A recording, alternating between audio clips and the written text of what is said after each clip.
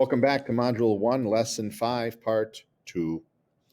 Cortez is now in Tenochtitlan, or approaching Tenochtitlan with the help of Malinche.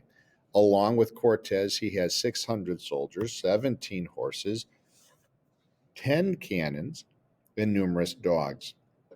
Now, why do we mention the dogs?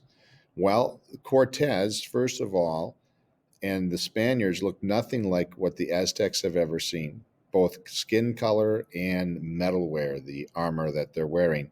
And Cortez can command this huge beast, this animal known as the horse, to stop and kneel and sit and neigh and whatever else you can command a horse to do, which is taller than him. And he's able to command a dog to play dead, to roll over, to shake hands. So when the Aztecs see Cortez and his men being able to control these mighty beasts and the smallest beasts, there starts to be a little bit of concern as to who are these people.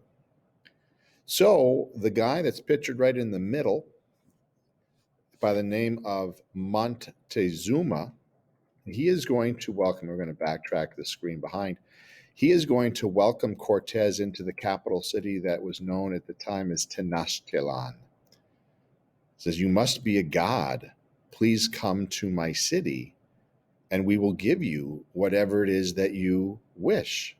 So Cortez and his men come into the city of Tenochtitlan. They're given riches and wealth and whatever else the Aztecs have that they think the gods need. But over time, the Aztecs realized that these men or these things, or what they thought were gods, were in fact men, and they were just simply stealing from them. So in 1520, the Aztecs attempt to kick the Spanish out of Tenochtitlan. The problem being is the Spanish had been in the city so long as they realized where the warriors were, where the weapons were, where the riches were. And so the Spanish are going to be able to put up a very, very strong fight against the Aztecs. Now, the Spanish are going to be kicked out of the city temporarily, but in 1521, with that knowledge of the layout of the city, the Spanish are going to come back and they're going to destroy the Aztecs, and they're going to destroy as much of that city as they possibly can, and that city being Tenochtitlan.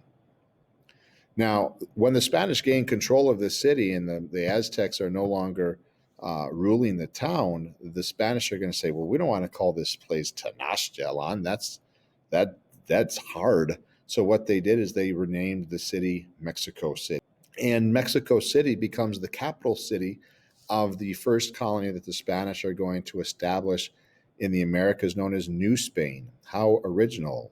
New Spain. They came from Spain.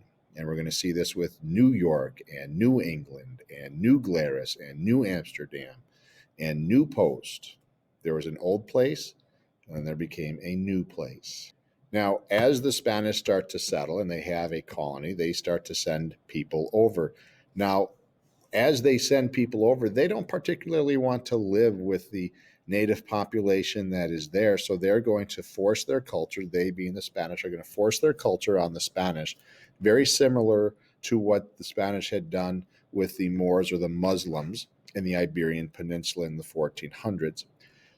But regardless of who is doing this, at the very top, there's a pyramid, and the people at the very top of the social pyramid in the Spanish colony are going to be known as peninsulares.